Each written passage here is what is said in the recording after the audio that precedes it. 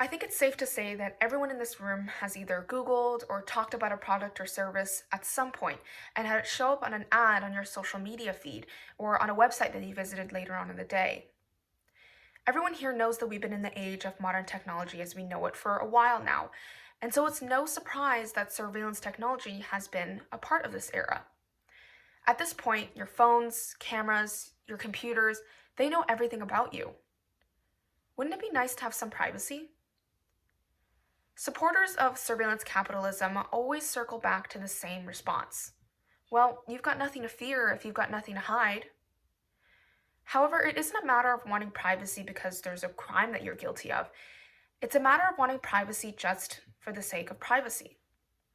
There are many ways this statement is a fallacy, as the general public is still quite uneducated in terms of mass surveillance and how businesses can collect and use information to fit their needs, essentially shaping human behavior. There's also no way for us to find out how our personal data is really being used. And even if we knew, there's no solid legislation that can properly set boundaries and prohibit the abuse and extortion of personal information. Mass surveillance capitalizes off of stealing our right to privacy. And the argument for surveillance of having nothing to fear if you have nothing to hide is not an accurate representation of our freedom rights and privacy rights that we have as a democratic nation. To begin, there isn't quite enough awareness and education around the social and ethical implications of having your personal data collected unknowingly by the government and other large corporations. Sure, we all know that there are some cameras on street corners and that Instagram sometimes recommends things that seem too spot on to be a coincidence. But the details and the specifics about surveillance capitalism have yet to be uncovered. Surveillance capitalism is a term coined in 2014 by Harvard professor Shoshana Zuboff, and as she describes it, it is the unilateral claiming of private human experience as free raw material for translation into behavioral data. We don't yet know how all this works, let alone knowing how to protect ourselves against it. The types of information that businesses typically collect include personal data, such as IP addresses and website cookies, engagement data, which shows how an individual interacts with the business, behavioral data, which analyzes things like past purchases, and attitudinal data that looks at consumer satisfaction. Businesses use information from all four types in a myriad of ways. For instance, companies like Amazon can discover so much about someone by simply looking at their engagement and behavioral data in terms of what they've been purchasing online. Just by looking at those recent purchases, they can discover private information, such as your location and living conditions, income, familial or occupation status, recent changes in your life, and your current needs in response to those changes. The obvious course of action would be to push more goods or services that you would buy based on previous searches to take advantage of your current state. Other, more serious private issues such as rejection of credit cards due to insufficient balance can also allow these companies to sell or trade this information with other people, like loan sharks. What's more, Zuboff claims that these very actions of recommending new products based on previous searches or pushing ads in response to events in one's life are doing more than just observing us. It is shaping and predicting our choices to incite more preferable behavior, which Zuboff has named behavioral surplus. This molding of our behavior begs the question, what is the true effect of what happens behind the scenes?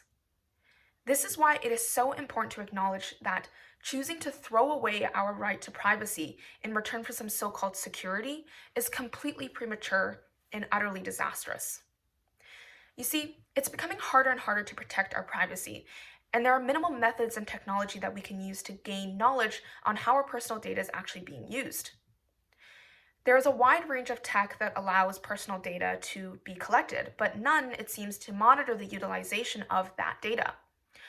A great example of this concern in action would be the big 2018 Cambridge Analytica scandal. It was one of the biggest data breaches in history, with over 50 million Facebook profiles harvested in an attempt to tip the scales of the election. The point is, government, authorities, and companies can say that they won't use personal data for illegitimate or unwarranted reasons, but there's virtually no way for us to make sure of this.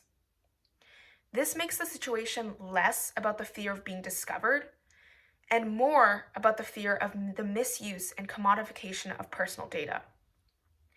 It seems that though the government is way ahead in terms of methods and to collect data, they're actually lagging behind in those that control and monitor its use. Sure, we can press decline on the cookie's request when you visit a website or avoid web beacons at all costs, but who's to promise that information won't still be collected?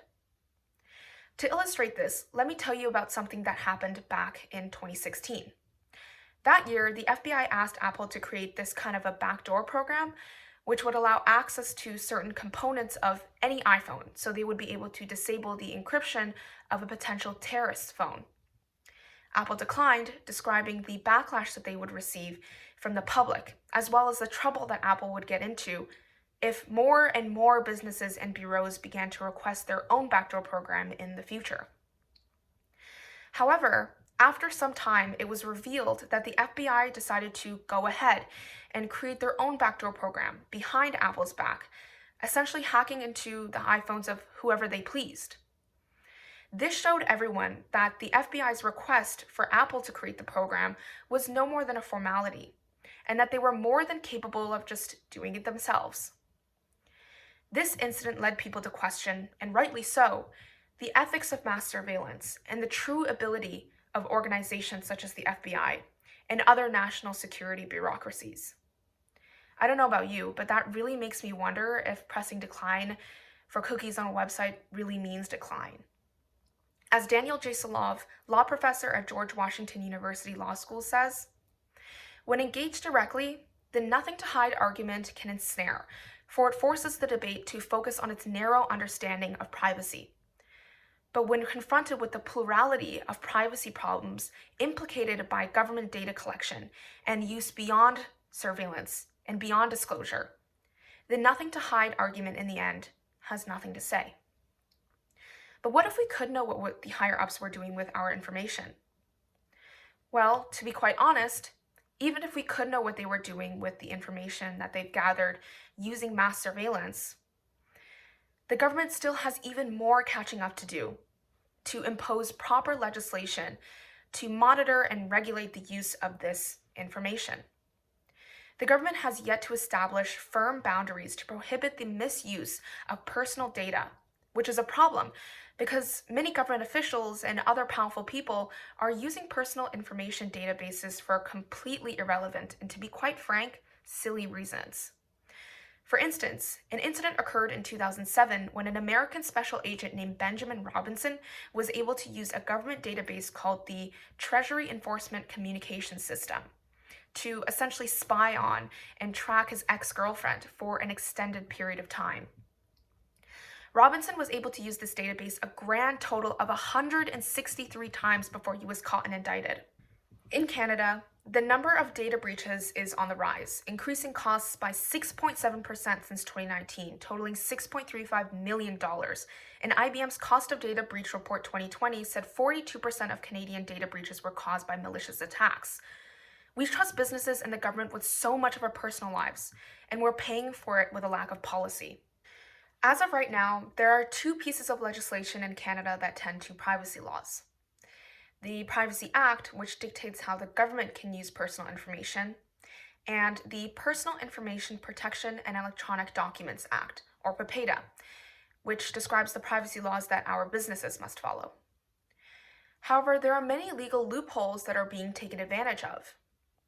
In 2008, then Privacy Commissioner of Canada Jennifer Stoddart wrote, "The Privacy Act does not impose any duty on the disclosing institution to identify the precise purpose for which the data will be disclosed and limit its subsequent use."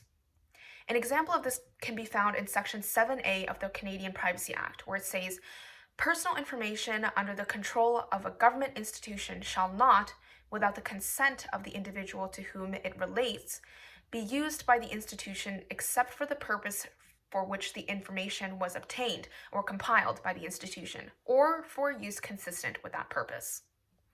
It's vague statements like these in our privacy laws that make it easy for internet services to exchange our personal information with ad tech companies and other online presences for money because they can just pass off the purpose of collecting this information as getting to know our consumers. PEPEDA is not much better, providing generalized and unclear privacy laws for our businesses. In fact, PEPEDA quote-unquote does not specify particular security safeguards that must be used, and leaves it to the business to quote-unquote continually ensure it adequately protects the personal information in its care. The Privacy Act and PEPEDA are leaving it to the companies to control everything, which is a frightening choice, seeing the rising number of data breaches in Canada alone. Bruce Schneier, a computer security expert and cryptographer, puts it as, too many wrongly characterize the debate as security versus privacy. The real choice is liberty versus control. So in the end, the argument for the continuation of mass surveillance capitalism of you've got nothing to fear if you've got nothing to hide really isn't a matter of collecting personal data for our own good. It's about the ethics of profiting off the lack of awareness, the absence of regulating methods for the public, and the obscure laws that Canada has implemented in a lazy attempt to curb the huge data trading industry. So next time you see an oddly specific advertisement on your social media feed, remember everything that is going on behind closed doors. The way the government and businesses monetize personal information with ease because we have nothing to hide is like telling them that we don't care about our right to privacy and freedom. As Edward Snowden remarks, the way rights work is the government has to justify its intrusion into your rights. So to answer the question I began with, yes, I do think that some privacy would be nice. Thank you.